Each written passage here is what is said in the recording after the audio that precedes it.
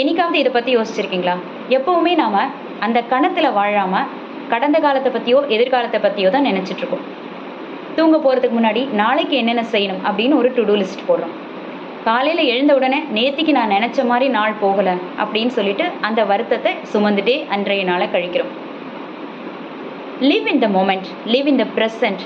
இந்த கணத்தில் இந்த நொடியில் நான் மூச்சு விட்டு கொண்டிருக்கேன், உயிர்ப்போடு இருக்கிறேன், அமைதியாக இருக்கேன், மகிழ்ச்சியாக இருக்கேன் அப்படிங்கிறத நம்ம எவ்வளவு பேர் எவ்வளவு கணங்களில் உணர்ந்திருக்கோம்.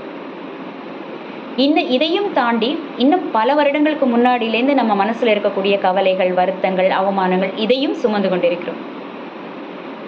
உண்மைதான், அவையெல்லாம் நம்ம பாதிச்சிட்ருக்கு. ஆனால் அதையே நம்ம சுமந்துட்டு இருந்தோம்னா இந்த கணத்தில் வாழறத நம்ம நிறுத்த ஆரம்பிச்சிடுறோம். இனிமேலாவது அந்தந்த கணத்தில் வாழக்கூடிய வாழ்க்கையை அனுபவித்து வாழுங்கள்.